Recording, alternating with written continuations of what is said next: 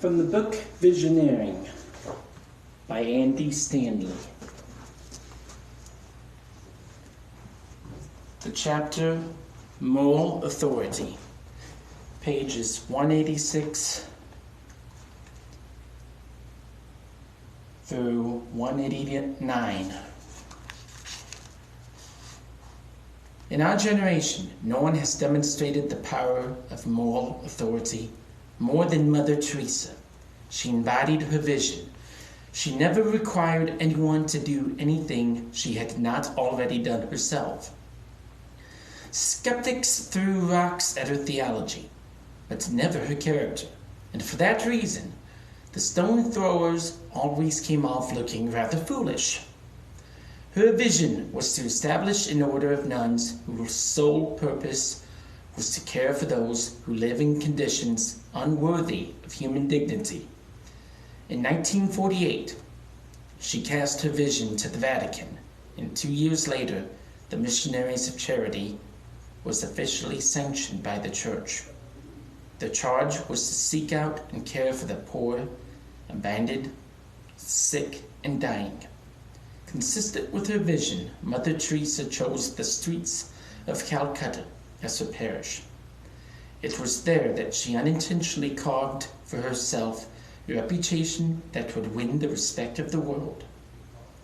In 1952, she and her Missionaries of Charity received permission from officials in Calcutta to use a section of an abandoned temple for their first enterprise, a home for the dying. Mother Teresa referred to it as Nirmal Hriday.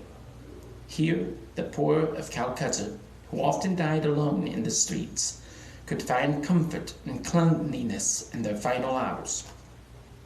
It didn't take long for word to spread that a group of Catholic missionaries had taken up residence in the neighborhood. Hindu priests were uncomfortable with the missionary organization so close to their temple. They petitioned city authorities to relocate the hospice. On one occasion, priests from the Kaligat temple led a large delegation to the Nirmal Hriday and demanded that the missionaries leave immediately. It is reported that Mother Teresa came out and personally addressed the crowd with these words: "If you want to kill me, here I am. You can merrily behead me, but do not disturb my poor patients." Eventually, an opportunity arose for the Missionaries of Charity to demonstrate the sincerity of their call and the purity of their motives to those who eyed them suspiciously. It was an opportunity most would have missed. It came to Mother Teresa's attention that one of the Hindu priests was in the advanced stages of tuberculosis. Because his illness was untreatable, he had been denied a bed in the city hospital. In an unprecedented gesture of kindness and grace, Mother Teresa brought the dying priest to the Nirmal Hriday. There, she personally cared for him until the day he died. The Missionaries of Charity then carried the priest's body back to the temple for Hindu rites. This event captured the hearts of the people of Calcutta. Mother Teresa's willingness to live out her message broke down the theological and cultural walls that separated her from the people she had come to serve. Throughout her life, Mother Teresa's primary credential was her moral authority. But that was enough to procure for her both audience and influence with the most powerful people in the world. But even when she found herself thrust into the unfamiliar and oftentimes hostile halls of power, Mother Teresa maintained the courage of her convictions. Her words were always consistent with the life she lived and the theology she held so dear. Peggy Noonan, former special assistant to President Reagan, was an eyewitness of what was probably the most significant public demonstration of Mother Teresa's commitment to consistency of belief, word, and deed. On February 3rd, 1994, Mother Teresa came to Washington and gave a speech that left the entire audience dazzled and part of it dismayed, including a United States Senator who turned to his wife after Mother Teresa concluded and said, "Is my jaw up yet?" It was the annual National Prayer Breakfast at the Hilton Hotel, and 3,000 people were there, including most of official Washington. By tradition, the President of the United States and the First Lady always attend, and on this day in 1994, Bill and Hillary Clinton were up there on the dais, as were the Vice President and Miss Gore, and a dozen other important people, senators, and Supreme Court justices. As she stepped up onto a little platform that had been placed beneath the podium, there was great applause. She nodded at it. Then she took her speech in her hand and began to read from it in a soft, sing-song voice. The audience was composed of liberal Democrats, conservative Republicans, and moderates of all persuasion. Perhaps half were Christian members of the prayer breakfast movement, some quite seriously devout and some less so. There's a bit of this world networking that goes on. The other half was a mix: Muslims, Jews, searchers, agnostics, and atheists, reporters and bureaucrats, waiters and diplomats. A good-natured and attentive mix, and they all loved her. But as the speech continued, it became more pointed. I can never forget the experience I had in the sitting room where they kept all these old parents of sons and daughters who had just put them into an institution and forgotten them. Maybe. I saw that in that home, these old people had everything: good food, comfortable place, television, everything.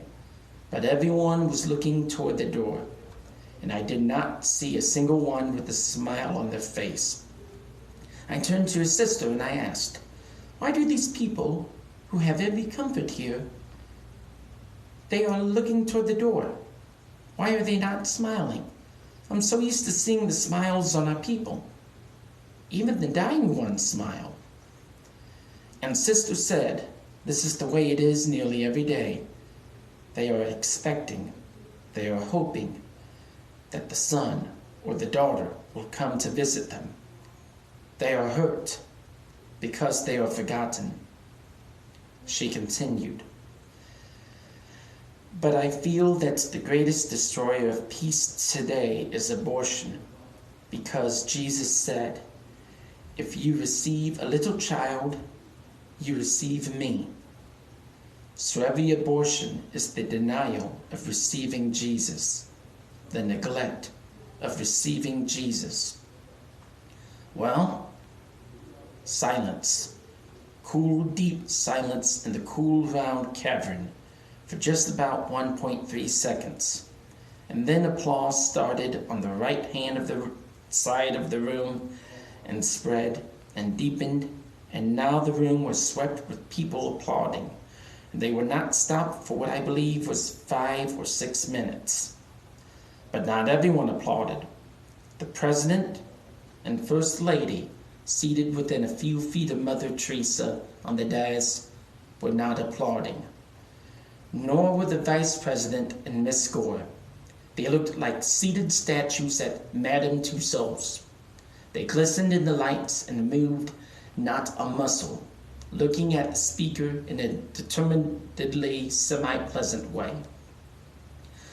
Now, Mother Teresa is not perhaps schooled in the ways of world capitals, and perhaps did not know that having said her piece and won the moment, she was supposed to go back to the earlier, less dramatic assertions on which we all agree.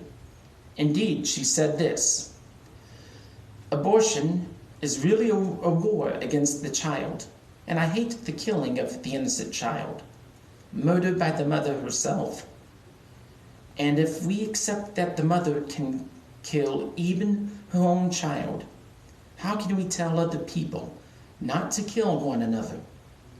Any country that accepts abortion is not teaching its people to love one another, but to use any violence to get what they want. This is why the greatest destroyer of love and peace is abortion. Mother Teresa now spoke of fighting abortion with adoption, of telling hospitals and police stations, and frightened young girls, please, don't kill the child. I want the child. Give me the child. I'm willing to accept any child who would be aborted and to give that child to a married couple who will love the child and be loved by the child. Perhaps she didn't know or care that her words were, as they say, not healing, but divisive, dividing not only Protestant from Catholic, but Catholic from Catholic. It was all so unhappily adorned, explicit, impolitic, and it was wonderful, like a big fresh drink of water, bracing in its directness and its uncompromising tone.